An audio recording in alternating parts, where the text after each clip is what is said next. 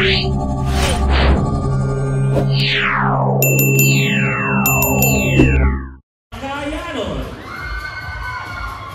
Hinagdanan Cave, usa ka bantog nga destinasyon sa mga turista nga nahibutang sa barangay Bingan. Gihigugma o gimalambo sa katawhan tungod sa ilang talagsaon nga katahog. Sa usa ka eskwelahan, ang maestra naghatag og proyekto sa mga estudyante nga gitawag og paglibot sa edukasyon nga naglangkob sa pagtuon sa turismo sa barangay Bingan. Ang grupo sa mga estudyante dipili sa Hinagdanan Cave isip ilang tema. O ilang gihimo kini nga sentro sa usa ka makapadali nga vlog nga may kabahin sa ilang proyekto. Sa ilang pagbisita, ilang nasaksihan ang dili magtungkad nga katahong o natural nga kahibulungan nga naghatag og kasinatian nga dili malimtan. Ilang usab nahibalaan nga ang Hinagdanan Cave isa sa mga naghatag og kinabuhi nga pang-ekonomikong at aspeto sa barangay. Isa sa mga naghatag og kalambuan sa barangay Bingan. Busa kining tanan ilang gipasalamatan sa labaw kahitasan pinaagi sa paghalad ug pagsayaw sa manasigong katawhang ang kayanon sa puro 5.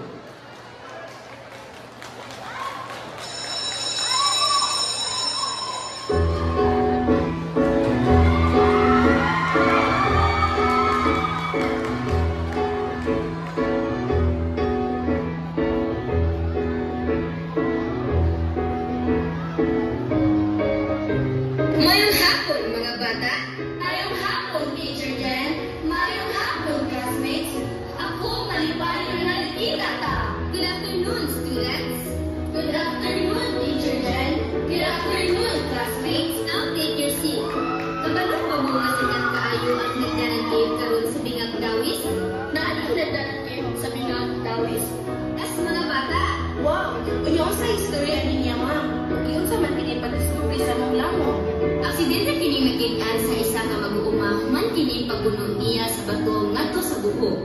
Sa dihang pagpuno sa mag-uuma ang bato ngadto sa buho, nadunggan niya ang saba nga murag naay dakong espasyo sa ilalo. Mao nga iyang gisusi kini og nakit-an nga naay dakong lago. Wow, ma'am, dakong lago di ay, pero unsa di ay ang sugod sa Hinagdanan Cave? Ang Hinagdanan Cave adunay dakong stalactites o stalagmites sa mga bata. Naapod kini gagmay na lawa nga malinaw kaayo ang tubig. Ma, ngano ka gitawag siya og Hinagdanan Cave? Itawag siya ang Hinagdanan tungod kay aron makasulod sa langit. Mag-aging ka og hagdanan nga hinimo gikan sa mga bato. Mao kini ang nagtunog sa pangalan sa langit. Ma, sikat na kay ni karon no.